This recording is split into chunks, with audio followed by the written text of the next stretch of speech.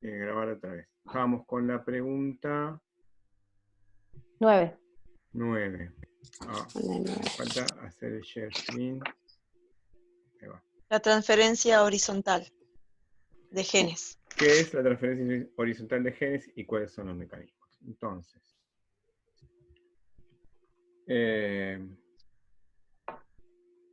Silvina me decía que era muy larga, ¿no?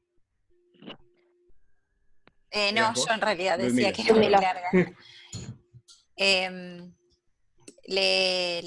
¿Leo lo que puse? ¿O prefiero explicarla? No, léeme un poco. Yo puse nada más que la introducción de lo que está en el capítulo ese del Curtis. Muchos genes son capaces de moverse, de saltar de cromosoma en cromosoma, de un organismo a otro e incluso de una especie a otra. Las consecuencias de estos movimientos, por muchos años ignorados, son enormes. Existen varios procesos diferentes por los cuales un fragmento de ADN foráneo, portador de información, puede ingresar en una célula. La conjugación o transferencia directa de ADN de una bacteria a otra. La transformación o captación directa de fragmentos de ADN del medio circundante por parte de una célula. La infección viral por medio de la incorporación del ácido nucleico de un genoma viral en células procariontes o eucariontes. La transducción o transferencia de material genético bacteriano empaquetado en partículas virales de una célula infectada a otra. La transposición de genes de cromosomas de una misma célula y entre estos. Todos estos mecanismos de intercambio de material genético entre distintas células implican una transferencia horizontal de genes, en contraste con la transferencia vertical de genes que se produce cuando el material genético pasa de los progenitores a las células hijas durante la división celular. Sí, claro, está bien resumido. Sí. La diferencia importante es esa, ¿no? Entre horizontal y vertical, que uno puede pasar a cualquier otro organismo, o sea, no cualquier otro, sino en general, en este caso hablamos de bacteria a bacteria, pero que no tienen una relación padre-hijo. No sé si en las bacterias podemos hablar de hijos, pero no son, digamos, no es producto de la reproducción, digamos, esta transferencia. Esa es la horizontal, la que no es producto de la reproducción. La vertical es la que es producto de la reproducción. En las bacterias, digamos, para todos estos mecanismos, bueno, que hay distintos mecanismos, uno de los importantes es esta cuestión de la conjugación, que se forman estos hilos o pelos sexuales, que son tubos, ¿no? Que se forman de una bacteria a otra. Y acá lo ven en la pantalla, en la figurita esta. Por estos tubos se puede pasar ADN que se puede recombinar en el genoma bacteriano. Entonces hay un intercambio. Eso sería la conjugación. Pero también teníamos la transformación y la transducción, ¿no? Que la transformación era que, por ejemplo, cuando una célula bacteriana muere y libera ADN al ambiente, este ADN puede entrar en otra célula que está viva y de esta misma forma se puede incorporar en el cromosoma, ¿no? Eso sería la transformación, y la transducción es mediante virus, que son los virus de bacterias, se llaman bacteriófagos. No, ustedes saben cómo es el mecanismo del virus, que inyecta su ADN dentro de la célula receptora y produce la duplicación de sus proteínas, utiliza la maquinaria celular de la célula para reproducirse a sí mismo. Entonces, en este mecanismo resulta que se pueden ensamblar virus, o sea, partículas de virus se pueden ensamblar pero en vez de llevar el ADN del virus, lo que llevan es parte del ADN de la bacteria misma. Entonces, después cuando inyectan ese ADN en otra bacteria, están produciendo esta transferencia horizontal. O sea, el mecanismo por los cuales el virus se empaqueta su ADN y se ensambla, en ese mecanismo puede haber errores y se puede empaquetar el ADN equivocado. Entonces, el virus hace siempre lo mismo, ¿no? Inyecta el ADN que tiene adentro, y si ese ADN no es de virus, bueno, es en este caso de otra bacteria, y ahí se produce este mecanismo de transducción. Y el otro mecanismo era por... Perdón, yo no lo entendí tanto. Los virus lo que hacen siempre es inyectar su ADN, pero a veces si no tienen su ADN y tienen el de otra bacteria, inyectan a esa otra célula el de la bacteria anterior y ahí se llama transducción. Claro. Okay. Sí, sería como un mal funcionamiento del virus que produce este tipo de transferencia. Porque si el virus inyecta otro ADN, no sirve para su propósito, que es reproducirse y reproducirse, ¿no? Sino que el virus que inyectó el Claro. ADN de otra bacteria no se reproduce, simplemente ese ADN puede meterse en el de la bacteria y nada más. Puede llevar un gen o no puede por ahí, no llevar nada el ADN. O sea, esto significa que hay transferencia de ADN, no significa que este ADN tenga una proteína codificante metida adentro, ¿no? Porque puede ser ADN que no codifica nada.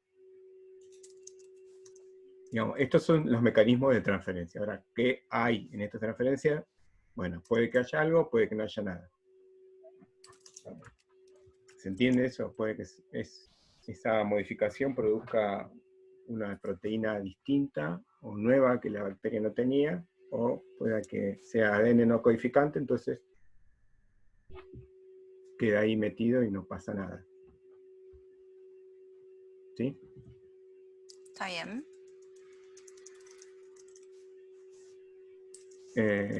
Bueno, ¿está bien esto de la transducción? Sí. Bueno, son importantes los tres mecanismos. Tenemos que como que tenerlos bien claros. Son importantes los tres mecanismos. Sí, básicamente tienen que entender cómo es cada mecanismo de transferencia. Y el otro mecanismo es el transferencia por plásmidos, ¿no? Este también es muy importante. Se sabe que en algunos casos la resistencia a antibióticos se produce por esta transferencia de plásmidos, ¿no? Los plásmidos son fragmentos de ADN pequeños, de forma circular, que pueden pasar completos por los tubos de conjugación, ¿no? ¿Se acuerdan del tubo de conjugación que conecta las bacterias? Que puede pasar trozos de ADN o puede pasar un plásmido entero. Entonces, estos plásmidos también producen proteínas, y se sabe que esta transferencia de plásmidos puede servir para adquirir resistencia a antibióticos en algunos casos. O sea que es un mecanismo importante.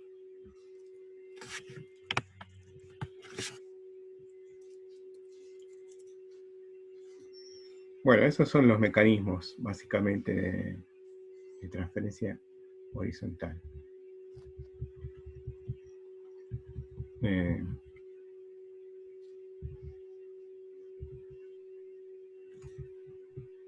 ¿Queda alguna duda de esto? No.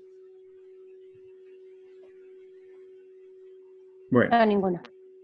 tenemos. La otra pregunta era la cuestión de la participación en el ciclo biogeoquímico del nitrógeno. Este tema también lo van a ver como un TP.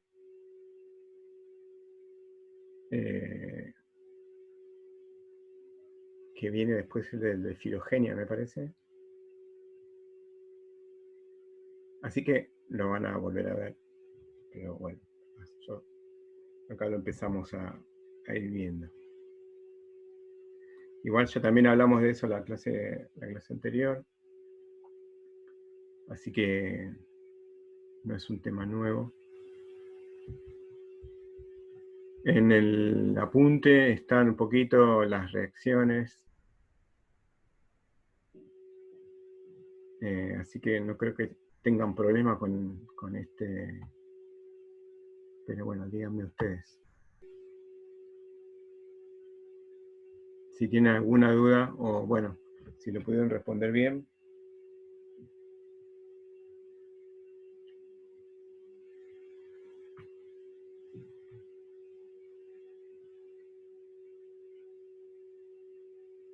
Hola.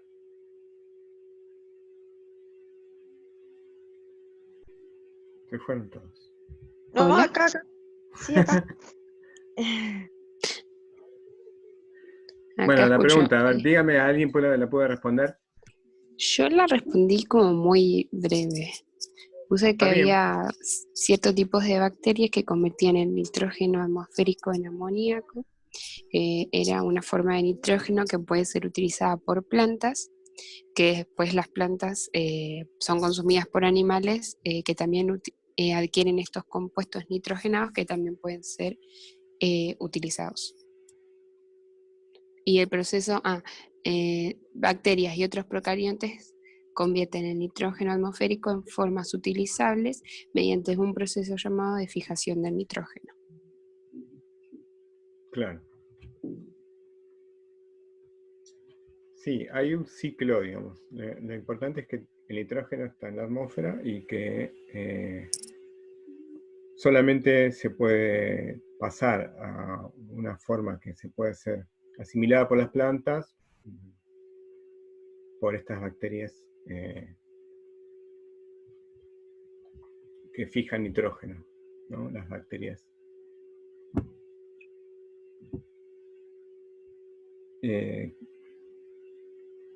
No me acuerdo el nombre que tienen, a ver. Nitrógeno atmosférico, las bacterias fijadoras.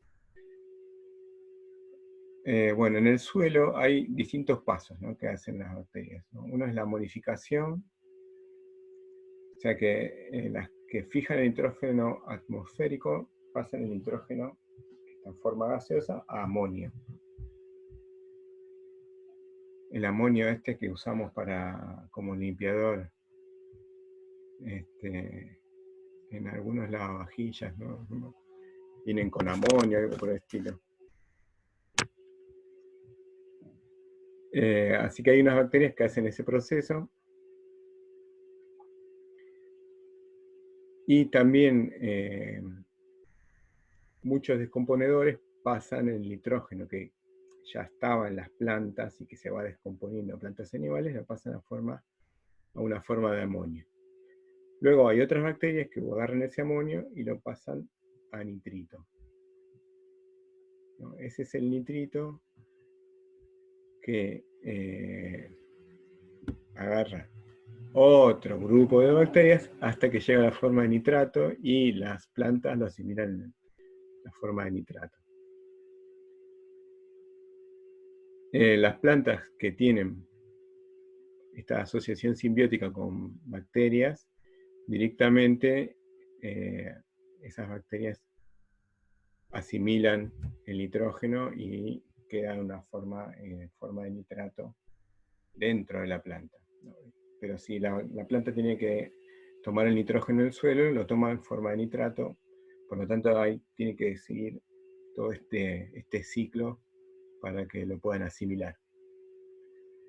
Y después hay otras bacterias que se llaman desnitrificadoras, que lo que hacen es volver a pasar el nitrato a nitrógeno atmosférico y con esto se cierra el ciclo. Esto es importante porque si hubiese como un exceso muy grande de nitrato, estas bacterias desnitrificadoras lo van eliminando del suelo. O sea que es un ciclo que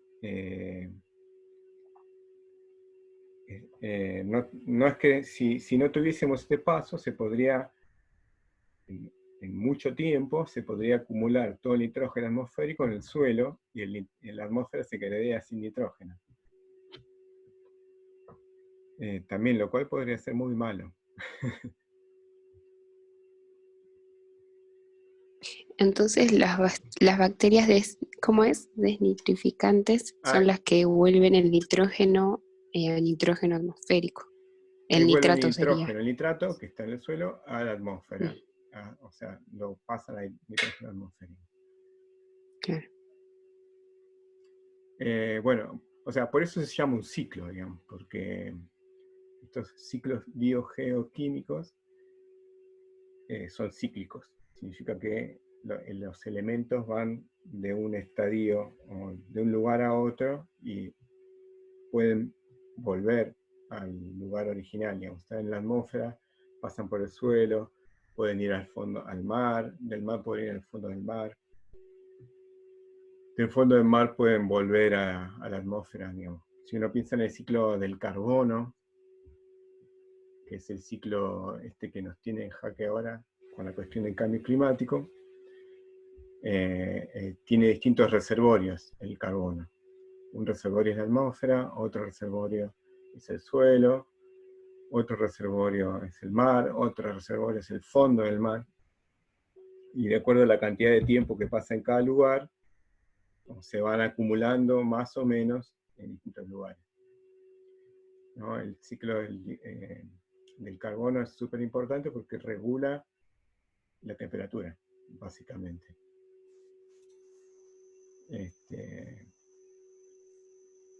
Hace poco estaba mirando esta serie Cosmos. No sé si alguien vio la serie Cosmos. No. Oh. No, tampoco. No, tampoco. Que es una serie de documentales que hablan de un montón de cosas, de cómo se originó el universo, el Big Bang, el sistema solar. Empieza a hablar de todo. Están, digamos, animadas por... Originalmente era un astrofísico que era Carl Sagan, y después hubo una segunda versión más nueva, que es otro astrofísico, que no me acuerdo el nombre.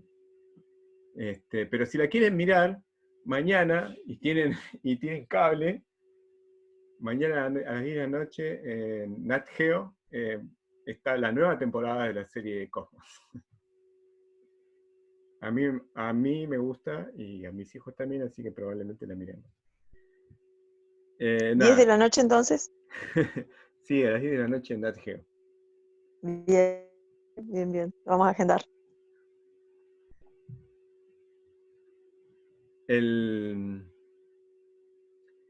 Nada, que con respecto al ciclo de carbono, por ejemplo, el planeta Venus, lo que le pasó al planeta Venus, ahora tiene la temperatura de la superficie del planeta Venus es altísima, creo que 500 grados, algo así, digamos, por ahí. Y lo que le pasó al planeta Venus es que tiene una gran cantidad de dióxido de carbono en la atmósfera. O sea, tiene nubes, primero, que no dejan pasar grandes cantidades de radiación, pero debajo de las nubes tiene una gran cantidad de dióxido de carbono, lo que hace que todo el calor que recibe se quede ahí, y por eso la superficie tiene una temperatura altísima. O sea, si nosotros empezáramos a tener más y más cantidades de dióxido de carbono, lo que nos pasaría es que nos terminaríamos ardiendo, básicamente. Y lo que evita eso es que tenemos una gran cantidad de, bueno, no solamente de bacterias, sino de seres vivos que están fijando el dióxido de carbono, ¿no? Y se produce este ciclo del carbono, y este ciclo tiene distintos lugares que se queda guardado el carbono durante mucho tiempo y no está en la atmósfera. Esa es la clave para no tener una temperatura tipo horno. Bueno, y en el ciclo biogeoquímico del carbono, las bacterias también tienen mucha importancia. O sea, ¿quiénes tienen mucha importancia en los ciclos de carbono, en el ciclo de carbono? Los Las cianobacterias. autótrofos, las cianobacterias, exactamente. En el caso de bacterias, después hay otras. Bueno, no fuimos al carajo del ciclo de nitrógeno, pero está bueno. ¿Alguna otra duda con el ciclo de nitrógeno?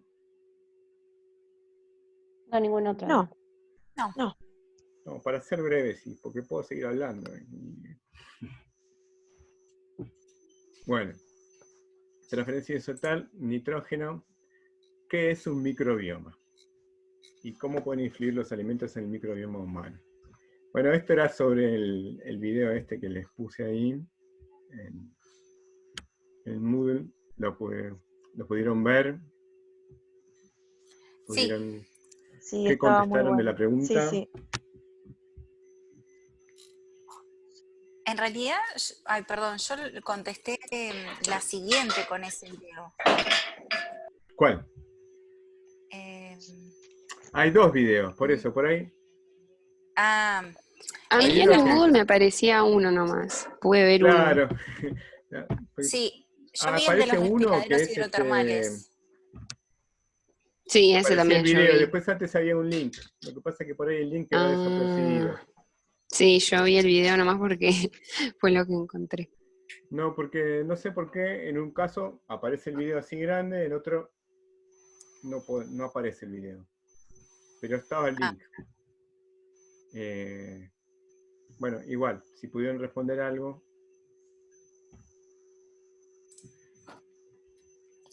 Sí.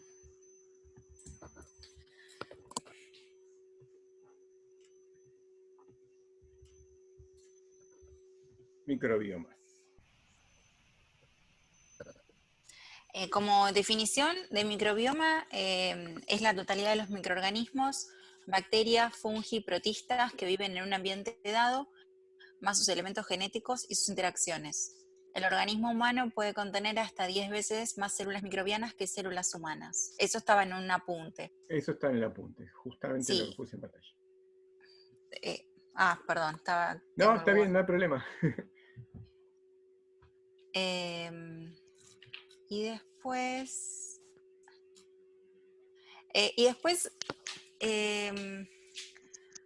puse varias cosas. El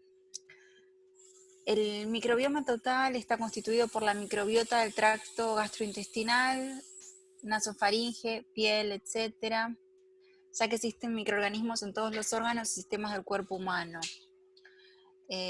Algo sobre la microbiota del colon. No sé en realidad si había que poner algo específico y me fui por algún lado. No, acá le estoy mostrando el aula virtual y acá arriba de este video que aparece grande dice video sobre el microbioma humano. Ok. ¿No? Acá. ¿Ese era el link? Sí, si apretás Ah, ahí, Ah, aparece el video. yo pensé que era como un subtítulo del Claro, video. sí. Sí, No yo me di también. cuenta ni ahí. Yo digo, O ¿dónde sea, estará el otro video? Ese del chico sí lo vi, Claro. ese está buenísimo, me acaba de dar risa. el de los gusanos, sí.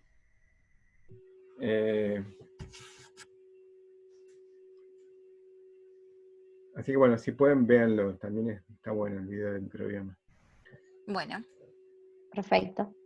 Pero bueno, básicamente la idea es esa, que los microbiomas, digamos, es el equivalente a un ecosistema, pero pensado para microorganismos.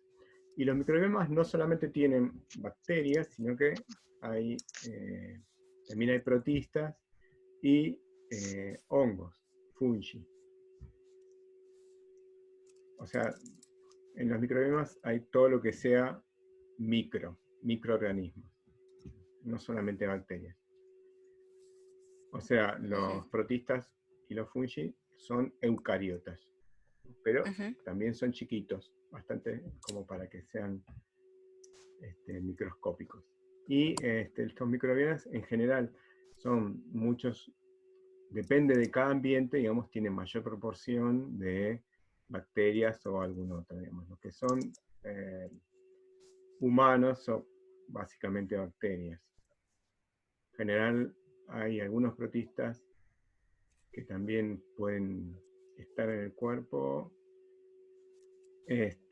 humano, pero que producen infecciones. Eso lo vamos a ver en los protistas, ¿no? Pero bueno, los que están...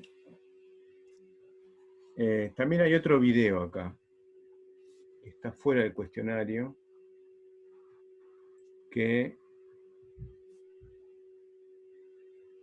es la charla sobre comunicación en bacterias. También habla sobre el microbioma humano. Y básicamente dice que la cantidad de células que nosotros tenemos, digamos, puede ser que tengamos más células procariotas que células eucariotas en este preciso momento, digamos. Entonces, la tipa dice que en realidad yo estoy hablando acá a una audiencia de bacterias más que de humanos, porque ustedes tienen más bacterias encima que células humanas. Y ese sí lo había visto.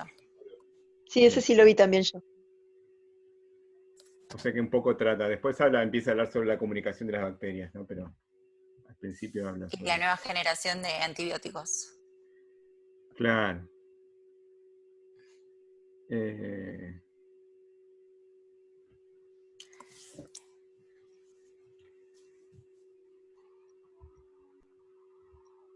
Y bueno, la otra cuestión es que en cada ambiente, o sea, uno puede agarrar el cuerpo humano y separarlo en distintos lugares, y esos distintos lugares son distintos ambientes para las bacterias, y en esos ambientes hay distintos tipos de bacterias presentes.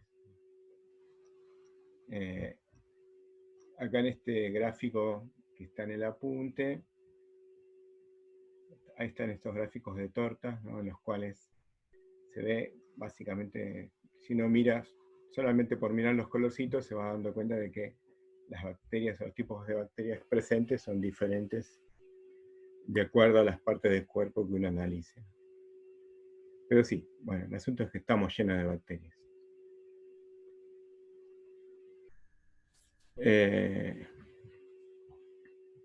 ¿Ustedes saben cómo se detectan, cómo uno puede tener una experiencia bacteriana en su casa, por ejemplo? No. No, ni idea. ¿Con el yogur? Bueno, en el yogur, sí. Ahora, pero uno de los lugares donde hay mayor cantidad de bacterias es en el trapo de cocina. Si ustedes tienen trapo de cocina, los trapos amarillos básicamente, o bueno, no sé, hay algunos celestes, qué sé yo, pero se compra uno nuevo, lo usan y pasado cierto tiempo empieza a tener, ¿qué cosa? Olor. Olor. Y además de olor, Se oscurece. No. y si lo agarran, ¿qué sienten?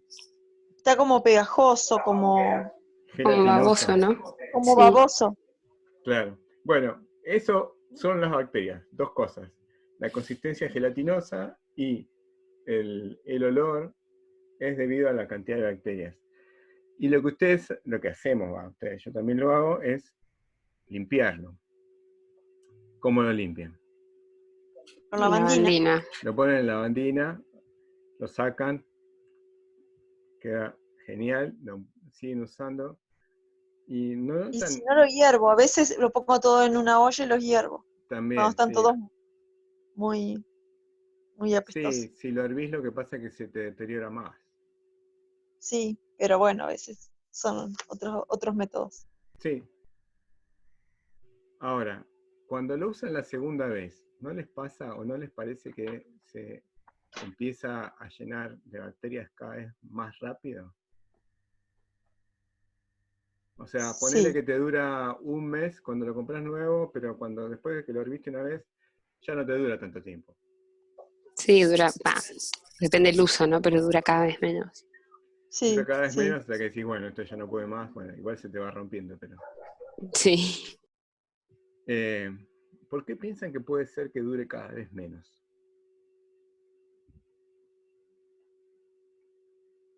Si uno porque lo se limpia y le van saca todas las reproduciendo las bacterias, bacterias, supuestamente, ¿eh?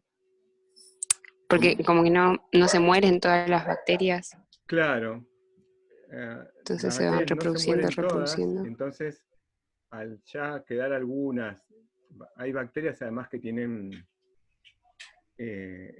unos mecanismos, se encapsulan o tienen endoesporas que pueden resistir.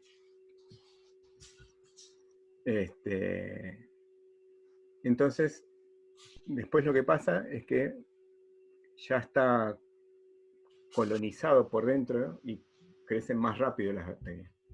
Por eso dura menos. Se está por cortar el video. Bueno, La vamos sesión. a pasar al tercero y último. Sí. Bueno, ¿cuánto le falta? 1 minuto, dice. Ah, ok. Entonces, Va, menos de 1 minuto.